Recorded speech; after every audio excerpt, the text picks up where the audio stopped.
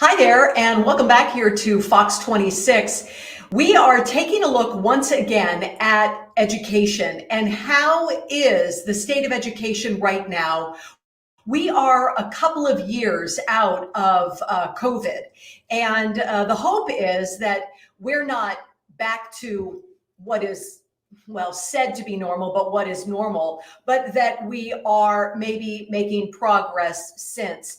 I've asked Nancy Price from GV Wire to join in this conversation. And of course, you viewers are invited also to share your aspect on this too, about successes and failures in education since we've come out of the dark cloud of, or continue to come out of the dark cloud of COVID. Nancy, hi, thanks a lot for joining us today. Hi, good morning, Kim. So let's start off with successes. All right. We would like to start with, as I was talking to you earlier this week, what are some of the successes that you've noticed as a longtime education reporter for GV Wire over the last couple of years since COVID? And one of them you talked about was testing and how some grades are looking to improve a bit. Right. So, and the 2023 assessment testing, which is released later on, in the summer. So we won't be seeing the results of this current academic year for a few months anyway. But the Fresno Unified did see and did point to some successes in improvements in both English and math, still lagging behind the state average and pretty significantly, but showing improvements in both English and math proficiency that exceeded the improvements that the state was showing. Everyone, whether it's state average, every school district is still in recovery mode from the losses that happened during the pandemic, the learning losses, and so that nobody has quite caught up to the achievement levels that they had prior to the pandemic, but they're gradually inching back upwards. And Fresno Unified did see some bright spots there in the 2023 assessment testing, in particular for English language learners. I believe I recall that they did improvements better than the state average, and also that the district as a whole showed some improvements that beat the state average. So, and that's, there's a long way to go, but those are good signs that there's some progress happening with Fresno Unified. Well, we can see with both of these graphs, I have the state up next to Fresno Unified. And when you look at a graph like this as a, education reporter trying to kind of pare down the assessment numbers, you are looking at the green. So tell me what you see specifically when you look at the green, and that is standard met or exceeded. So the green tells me that there's at least for the state for English, about half of the state students are testing as being proficient or above proficient. And proficiency is a little hard to gauge, but I like to think of it as that they're at grade level or above grade level in their English, and not quite at grade level for 50% of math students. It's about 50% in English and a little bit less in math are testing at or above grade level. So, statewide, there's still, a significant number of students who are not at grade level in math, and frankly also in English.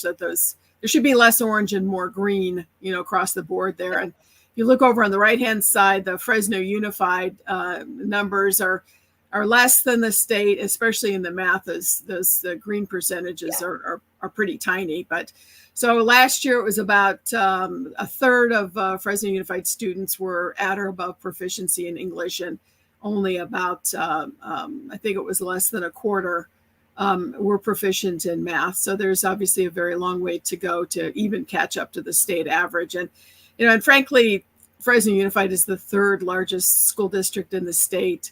Like LA Unified has a massive impact on the state average. Fresno Unified could also have a significant impact just because of its size, that we could see the state average continue to improve as Fresno Unified improves. Okay.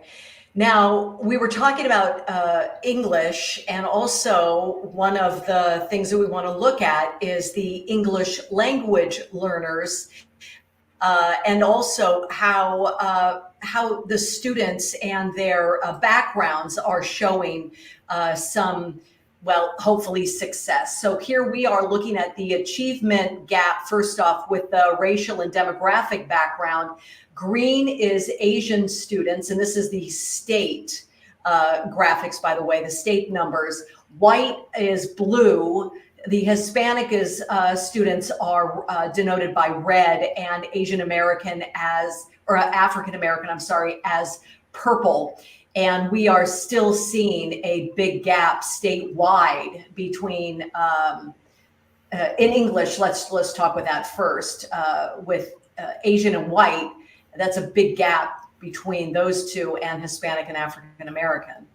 Right. And that gap is something I know in Fresno Unified is something that's always been a concern, that to make sure that they're addressing through various programs, how they can boost up student performance to get them so that they are, on more of an even, keel with their peers. There's Fresno Unified has the 4A program, the African American Academic Acceleration Program, where they work with parents as well as students to boost reading, scores and reading ability to boost literacy. So it's a matter, I think, of some focus, but it's also, making sure that they're addressing this when students are younger, because helping a student in high school become a better reader is not the time to be doing it. I wouldn't say it's too late, but there's way lower. Right. Yeah. Though that by the time you're in high school, you better be able to read, because now you have to be able to comprehend, what your studies, whether it's English, science, math, whatever the subject area is, to be able to understand the textbook and understand what your teacher is saying. And so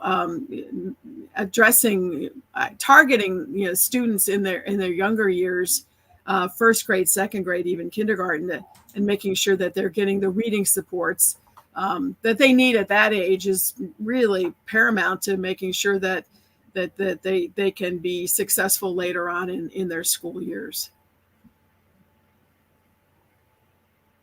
Absolutely. But one of the things I'm also noticing is that there's even a bigger gap when it comes to math. And that's concerning as well. And it already is lower with those students than even in English. Well, I think those numbers just sort of generally reflect the proficiency that you saw in the state assessments, that math is always something, students seem to struggle with. And part of that also is a reading thing. Reading, math isn't just all about numbers. You've got word problems as well. And if you cannot understand, the problem well enough to be able to read it successfully, you're not going to be able to do when the train leaves Chicago and it's traveling eastbound at, so many miles per hour, those kinds of word problems, that depends on your ability to be able to read it and understand it. It depends on literacy. So, so I think the Fresno Unified in particular, I think that their first main focus on general literacy will reflect later on in math literacy, because, students will have a better opportunity to really understand what's being taught to them. Right. Well, let's continue on that line a little bit, because both you and I have talked with the current superintendent, Bob Nelson. We'll talk about his the search for his replacement as he's leaving the district. We'll talk about that in just a little bit. But we both talked with him and others in the district about how to get those reading levels up, how they've been talking so much about getting children to be reading at grade level by the first grade, even though I guess the litmus test around the country has third grade. But Fresno Unified is saying we're trying to get all of our students to be able to read by the first grade. And is that possible? Are they making headway on that?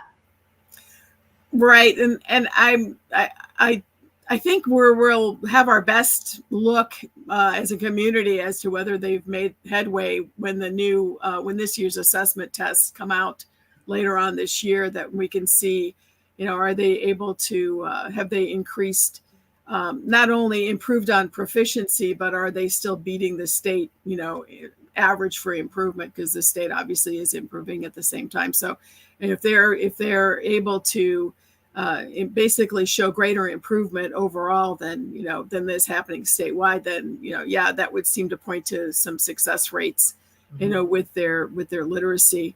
That the fact that kindergarten is not compulsory by the state means that the first school year that many students, not all students, but a lot of students are actually in school, is the first grade.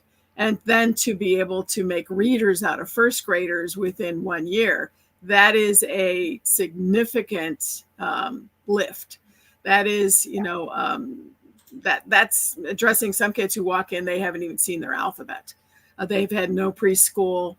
They're not getting a lot of reading at home. Their parents might not be readers, and they may not have books. And I know the district has joined in with a lot of organizations to get books in the hands of little kids, to have packs that they can take home and take them home during school breaks and Christmas time and other times. But to get reading, make that more of a habit for kids at a younger age, and for their parents as well. Having parents read either to kids or read with kids is a way of encouraging the love of reading and the love of literacy, and not having that tradition in your home is really kind of handicapping kids, I think, in a lot of respects, to not be able to understand that, not everything is going to be on a screen, not everything is going to be on your phone. You do a fair amount of reading there as well, but there's also a lot of like playing games and things like that. So, but to understand that picking up a book and being able to enjoy that story, and then that translates later on to being able to read about history, or to read any other field, and to be able to have that kind of comprehension and actually be able to enjoy it too, depending on what your interests are. True.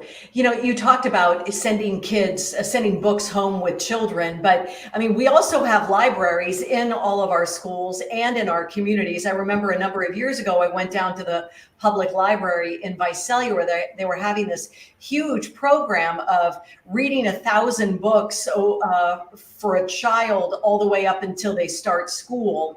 So the families were going there and getting the books and being part of something that was fun. I mean, our libraries, especially in the summertime, really have some vibrant, fun things for the kids. Maybe they can, every time they read a book, they come in and they get a little prize, and it can be really empowering for a child.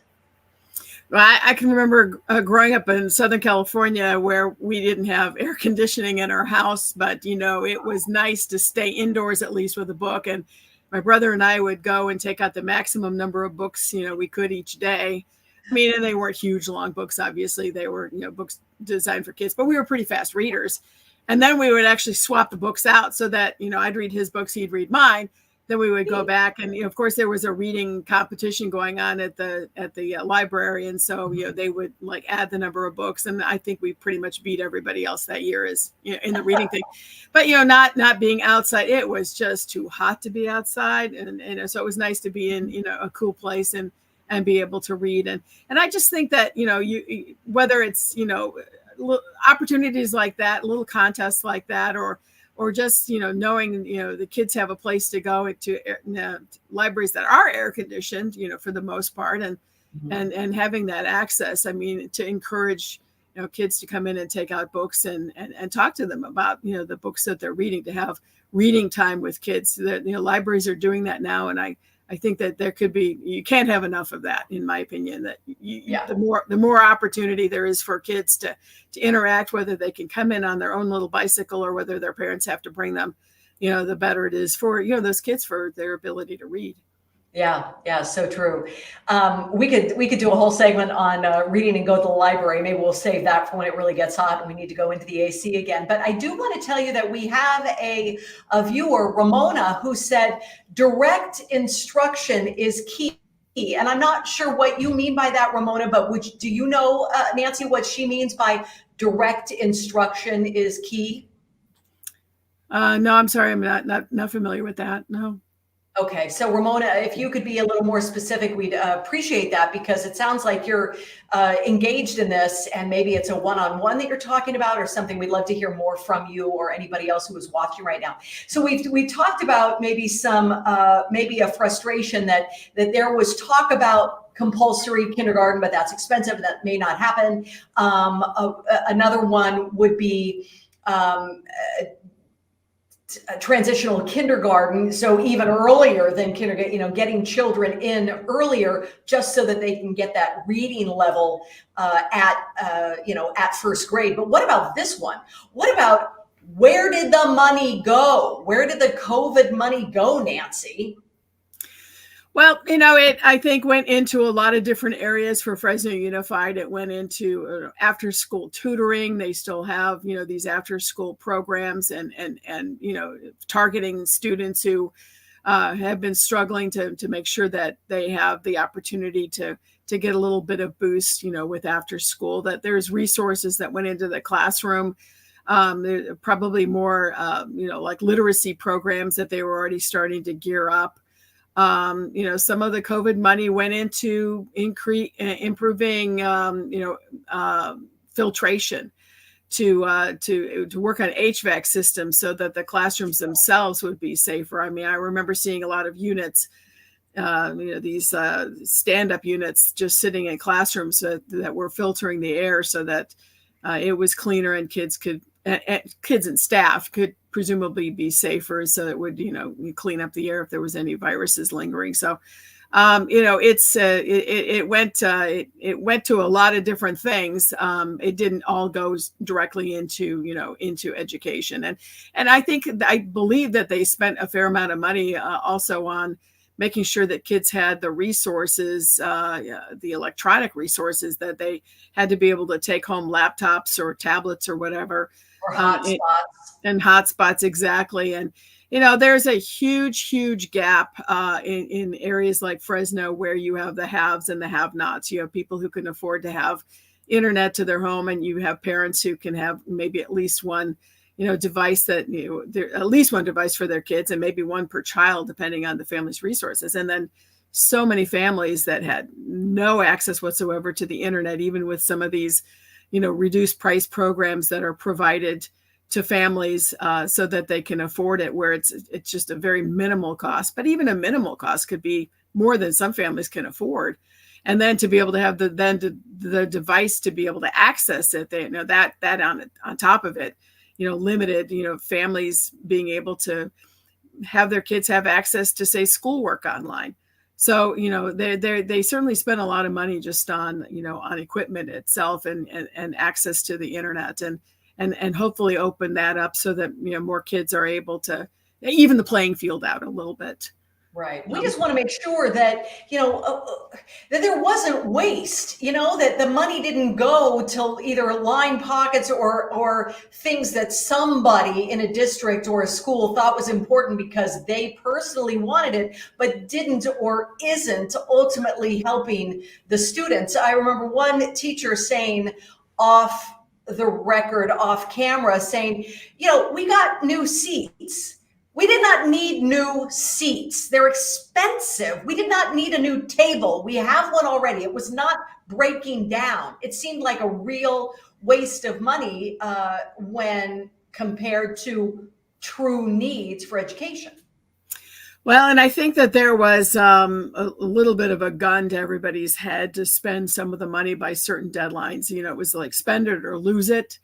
And if they didn't, have, an educational need that was maybe specific to, improving reading proficiency, maybe they saw a school that, had old desks or old tables or needed, and I think there were some limits in terms of like spending on facilities that, that they couldn't just like use it to put on a new roof, for example. That's something that has to come through, district facility money, and usually comes, out of money that maybe they've raised through like tax dollars through bond measures to make school improvements. But for example, when I was talking before about the improving the HVAC systems, that went directly to student health and safety, and so that was a use of COVID money that I don't think anybody would argue with. But I mean, there was a lot of money coming very fast. And then how much of that went to things that today we would look back on and go, well, yeah, that made a whole lot of sense, as opposed to really, Yeah, see, there is admittedly some serious Monday morning quarterbacking here, in that now that we're away, we look and go, what? But we didn't know so much when we were in the absolute storm of it all. Right. Yeah. And then, of course, there was a lot of pressure happening, from parents, from the community, from pretty much everybody, of let's try to get kids back in the classroom absolutely as fast as possible. And I don't think anybody will argue that online learning is the best way to educate kids. It is, I mean, when I think in a very heartbreaking way, there were kindergartners, for Fresno Unified classes and other school districts, and the poor little kids were plunked in front of a screen, maybe with a parent or possibly an older sibling nearby, maybe not, and then trying to make sense of, this is school. I mean, these are little kids, and a teacher who's trying to engage now 16 to 20 children who have literally no idea what school is supposed to be, or why they're in front of a screen. It was just it was obviously for them in particular, and for the younger ones, just their education just took such a hit, and now trying to recover from that and bring them all up to speed. The older kids probably did better just because they already had that underpinning, that foundation for their education, so that they maybe had a better chance. But just the attention span of a kindergartner or first grader is tough enough as it is when you're in the classroom with them, let alone, when you have them on a screen. That was just, that was a terrible time. It was, absolutely. Another one of the frustrations for an awful lot of people, Nancy, is the search for the new superintendent for Fresno Unified. Bob Nelson announced a while ago that he is going to be leaving after serving 7 years as the superintendent of Fresno Unified to go work at Fresno State in the Kremen School of Education. Let's take a moment to talk about this search. It certainly has been controversial, because at first it was just going to be an internal candidate, and then people said, wait a minute, let's look outside our zip code, and now that's happening. Right. Well, I think when they first initiated the search and hired a company, and they were doing the community, sort of the talking sessions when they were going out into the high school areas to hear from the community what they wanted, I got the impression that for most part in the community, they were still expecting the feedback they were giving to go back, and then that would help shape, what the school board would be looking for in terms of the next superintendent, the characteristics, what's important to the community. Is it important to the community to have somebody who already has a great deal of familiarity with Fresno Unified, with the Valley, with the state of California? Or are we looking for somebody who's a real change maker? I mean, Los Angeles Unified showed some pretty spectacular improvement after they hired the superintendent from Miami-Dade. Brought somebody across country who had zero experience, well, at least not recent experience anyway, with the LA Unified School System, with California politics and educational policies and things like that. So is it entirely necessary that you have to have somebody who's already, very familiar with, your setup and what's going on and your challenges? Or somebody who, if you're smart enough, ought to be able to learn that or research that before they arrive, on the scene. So, but figuring out what is important to the community and then having that be part of, what the board would consider. It seemed as if they asked the community and then they said, okay, now we're only going to look at internal candidates, which is what they said. initially look at internal candidates. But if you've looked at your internal candidates and then you've decided, well, we like this one, then what's the point of like widening the search and looking at other people as well? Whereas most districts, and I think most searches, they open it up to everybody. They put the job opening out there where pretty much anybody who wants to apply wherever they are, around the world, can go ahead and throw their name in. And that seemed as if it was being, stopped, midway. So for whatever reason. And so, there was a really an interesting, I thought, combination of people who were coming forward to speak out and to say, hold on a second, what are you doing here? This is not what, what other districts do. This is not what we would do. Those of us, when the city council members came forward and when they looked for a police chief, for example, it was national search, the same for the fire chief. They just were really raising a lot of questions. And it was, to me, an interesting mix of personalities at some of these, news conferences where you've got, labor coming together with, city council members who, kind of were a range of viewpoints, and, business and pastors, and, just a real wide range of folks coming together to tell the district leaders, no, this is not good. And, we're speaking out, you need to do something about that. So, yeah, it was interesting to see how that played out. What's next in this superintendent search? Because Bob leaves the end of July. Right. Well, then they had already announced that Misty Herr, who's the deputy superintendent, if there was no appointment by that point, she would serve as the interim superintendent. So, they have not, and I haven't seen it on any agendas thus far, put forward, what their next steps are, if they're hiring another company, or if they're going to let their HR department, handle the advertisement for a new superintendent and getting that posted out there. They are talking about it in closed session. They have it pretty much as a standing item on their agenda, and the closed session is where they can discuss things like personnel, real estate, litigation, without having that happen in the public, view in the public session. So that's something that's on tonight's agenda. Is an item which is superintendent appointment, but they haven't come out. I wasn't at the last school board meeting. I was out of town, so I'm not sure if they announced more plans at that point. But they I don't see anything, at least on the open session, where they will say, okay, we've decided to do X, Y, and Z. But they did make it clear that they were not going to keep it to like a small group of people that they were initially considering. Yeah, widening the search. Well, another thing that is on everyone's mind with Fresno Unified, and also on the docket for the meeting, is the state budget. What is going to happen? And we've been talking about this at length for a while. What will be cut? What will have to be cut? How much money will we not be getting from the state? Things like that. They'll be talking about it again tonight, right?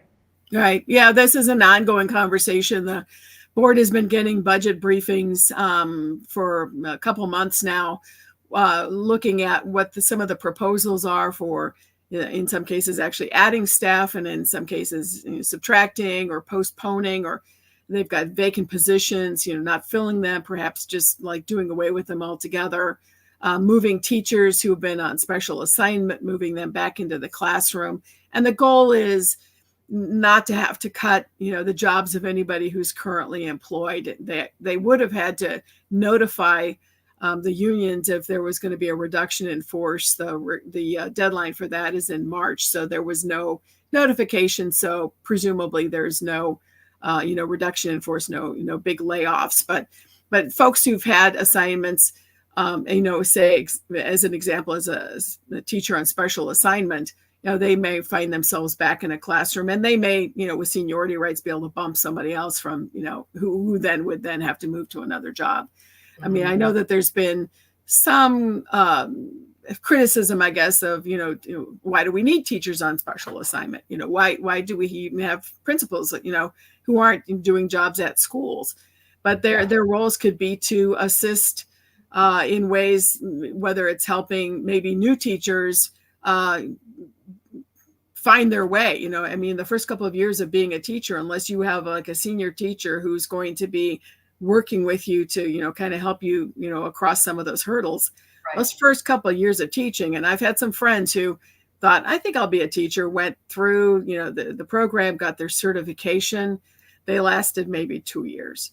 You know, it is a very difficult job, especially like in your first you know, couple of years of teaching, of finding your way and then developing your curriculum and your confidence, and you know, and understanding, okay, you know, working with kids depending on, you know, whatever the age level is. So, you know, if you've got somebody who's your mentor, as it were, and a teacher on special assignment or a principal could be mentoring, you know, like more than one teacher at one time, or it could be serving other functions, could be working in a school that just needs somebody who's that extra body. So, but when it comes time to, okay, now the budgets have to be cut, you know, everything has to be reduced, you know, where can we, you know, make those, you know, slim things down and be able to have a balanced budget. And they're doing all this, you know, with no clear, you know, specific or certain final idea as to really what the state budget will look like.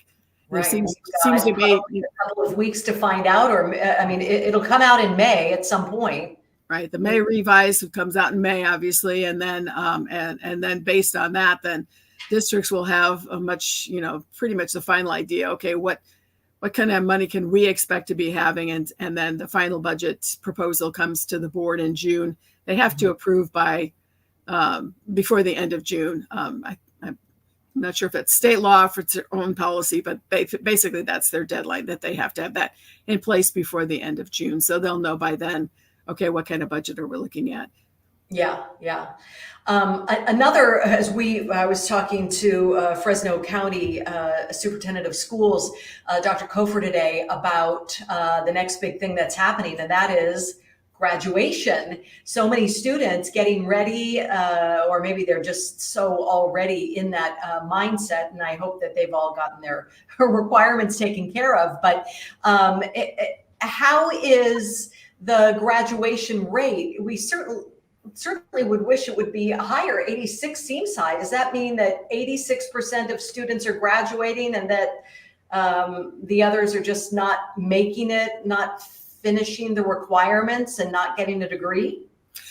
They usually are examining, they call them cohorts, but basically they start, you know, students as freshmen, and then they follow them all the way through their senior year. And sometimes they actually do a fifth year cohort, but they're looking at how many students start as freshmen who actually are graduating as seniors, and then come up with these percentages. So that's not to say that the ones who didn't graduate as seniors can't still, whether it's through adult school or whether it's, you know, going through the summer academy that Fresno Unified has to be able to complete their graduation. So, but that, you know, that's over and above. And we would like to think that 4 years of education should be sufficient for just pretty much every student to be able to, you know, finish their high school education and graduate and get their diploma. And Fresno Unified, 86%, the school board has expressed some happiness, some sort of celebration of it. It's 86% because it used to be less.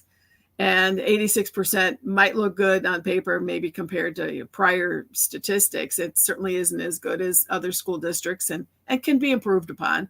But you know, to me, that rate is not as significant as the percentage of students who are ready for college and career. And that's also a statistic that the districts have to report. You know, that's students who have taken the AG courses so that they could be eligible for admission to a CSU or a UC. And if they're eligible for admission to those colleges, then that means they're probably eligible for other colleges as well. Or to be ready, you know, career ready. That percentage is about half. And that to me is the real telling percentage, that students are not ready for college. Right. They might be graduating high school, but they are not ready for college, and they may not be ready for career. And that leaves a big gap that, you know, still needs to be improved on. Yeah. I was talking to one of my students at Fresno State who told me the other day, as we were just talking about class, that he was planning on graduating in the fall. And I said, oh, fantastic. So that means you're going to be taking the capstone class that I teach in the fall. And he says, no. And okay, wait, have you taken all these other classes? And I'm naming the stepping stones, right? The foundations to get to that capstone, the requirements to graduate. Because I don't know if I've taken them. I'm starting to really get nervous and also a little bit upset because I don't think anyone at that level should be not so tapped into what's going on with your graduation plan. So then I asked, well, have you seen a counselor or an advisor? And he said, no, my mom helps me pick my classes, or she picks them for me. Yeah, I'm 22 years old, and your mother is picking your college courses for you. And I'm a mother of a college student, so I understand helping, assisting, guiding. But that part really worried me. And then to find out he's not ready. He not just up here, but physically doesn't have the classes to be ready because he purposely chose not to go talk to the advisors and counselors and everything. And that same thing is happening, at a high school level, for someone to say, oh my gosh, I didn't even know I hadn't hit all the requirements for graduation, is just mind-boggling to me. That brings us to talking about kind of parenting and what our role is and can be in helping our students find success from an early level all the way up. We were talking about this yesterday, kind of qualifying. There are about maybe 4 different kinds of parents in terms of education. The first one would be totally in tune and totally proactive, which is helpful, especially maybe those of us who went into the kindergarten class or helped in the first grade class, right? I mean, that can really help elevate the students and the teachers in the classroom. Right. And being totally in tune and proactive is as much about having the time and the energy and the knowledge to know your role is an important one. Your role is, important for the teacher as well as for your student, your child, to have, whether it's a tradition, your parents were involved, or to, be able to pick that up. But that's going to be a certain percentage of parents, like I said, who have the time and the energy and the knowledge to be that proactive, to stay on top of their kids. Are they turning in their homework? I mean, Fresno Unified, frankly, does everything to make it, relatively easy for parents who are in the know to stay in the know. They have, Peach Jar, and they have all of these, notifications that teachers can make to parents, and you can actually follow along and see, did they turn in their homework? How are they doing on their quizzes and their tests? And, you're staying on top of these things.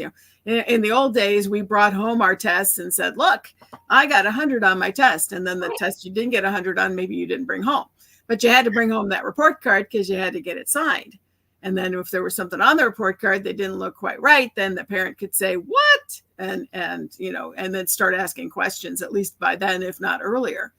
But so there's the opportunities are there for parents, but, for many parents, for a variety of reasons, their involvement may not be as extreme as, what we think of as like the old room mothers who are bringing in the cupcakes and sometimes helping out, teachers, with, classroom management or field trips or, whatever it was. So. But our world is different now. I mean, back then, I was raised, so was my husband, raised with a dad who worked, a very traditional family, and mom was at home. And that was what mom's job, if you will, was to make those cupcakes and take us to class and come in and help in the classroom. But not everyone, especially with the way things are right now, is so expensive.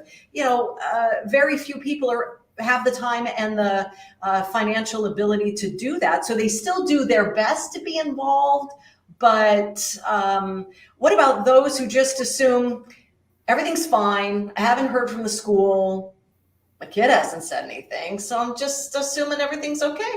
Right. And that's what percentage that is. It's got to probably be a fairly sizable percentage of parents who, if anything's wrong, I'll be hearing about it, where they the signs are there, but then they're not paying attention to those signs, and teachers, for maybe a variety of reasons, think, well, I'm trying to communicate this, but the message just isn't getting to the parent, so that the parent can then take some action and intervene and get involved. There's could be a language thing. That's been frankly long a problem, not a problem, but a challenge, in a district as diverse as Fresno Unified, with so many folks who are coming from so many cultures and with so many languages involved. Even the three main languages, of English, Spanish, and Hmong, being able to communicate with, Spanish speaking and Hmong speaking parents has been a slow and gradual process that, is still kind of a work in process. And they have more translation services that are available, and have really been making that a focus, and being able to reach out to, to parents to make sure that they feel comfortable that their voices are being heard. And sometimes it's just having somebody at the school, in the office, who, recognizes you and then can start speaking to you in the language that you're comfortable in. Yeah. So knowing that you can go ahead and drop in at the office. So I think getting those parents, if you think that the parents are getting the message and yet the child is, still performing at, not turning in their homework, for example, or, maybe not having the attendance they should have. If whatever you're doing isn't having an effect, then, change what you're doing. Find a new way of reaching out to parents. And I think when we spoke the other day, I said, some schools are doing home visits, and they do it early in the school year, and they do it early, in the child's education, so that the parent knows, in a non-threatening, I'm just here just to say hi and introduce myself.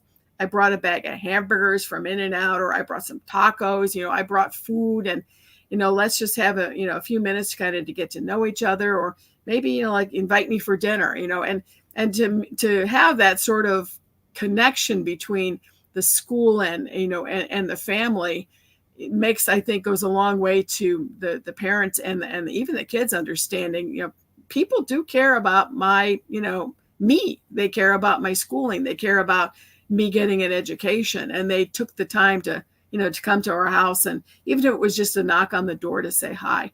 And that's not expecting, okay, the parents should be coming to us. Well, you'd hope that they would, the parent, teacher kind of conferences, but when that doesn't seem to be working, then try something else, and keep trying different things. They have open house nights. They have parent-teacher conferences. There are, you can see both sides so understandably. A parent who is hesitant to take that step out because maybe they're intimidated, or they are unsure, or they never, like you had said, made it, continued their schooling past a certain level. So you can understand maybe their reticence, but then also they are a parent.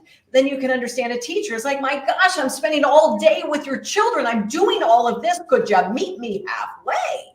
Right. But, that's building maybe some of that time in, so that the teachers, obviously, they've got a full day, then they have to plan, then they have to grade. I mean, their jobs seem like they're almost 24/7, especially if students are reaching out to them, after hours with questions. Some teachers, will respond, during the evening, even just because they want to make sure their kids, their students are getting as much help as they can possibly get. But you were saying before, parents who, there's a lot of parents out there, they didn't get any education past maybe 3rd or 6th grade. They didn't get any high school, that they feel like, I can't help with my child with their schoolwork because I don't understand it myself. And I'm hesitant to, maybe steer them in the wrong direction. So, it's my culture not to question, what teachers are doing, because it's a respect thing. So I feel like I don't have either the expertise, the background, or, the ability to sort of speak out on this. And I think making it clear to parents and really the entire community, everybody needs to be pulling forward on this one. Everybody needs to be making this a priority and making it the priority. And, education is what's going to drive Fresno's success, Fresno's future, and Fresno's success. And, Everybody has a role in it, whether it's just making sure everybody's got a book. So true, Nancy. Oh my gosh. Thank you so much, not only for your time today, because you are a busy woman, and I greatly appreciate you taking so much time to talk today, but also for your continued reporting on the state of education with GV Wire and being such a great partner with us here at Fox 26. I know we'll be talking more later, but I will finally let you go today. Thank you so much. Great. Thanks, Kim. And we just want to remind our viewers that this is not something we're just touching on today and then letting go. This station is dedicated to our students' education in all of our schools around here. And we would like to know from you, what do you believe are the successes that you're seeing at your schools? What are the frustrations that you have at your schools, or that you see just by watching the news or reading the news? We'd very much like to hear from you on this, and then maybe hone into some that continually come in and talk with those who might be able to, at the higher levels, make some changes and answer those questions or concerns about frustrations and solutions. So we appreciate you taking the time, but certainly do invite you to contact us here at Fox 26 so that we can all be a partner in this education together. Thank you very much for joining us, and wish you a great day.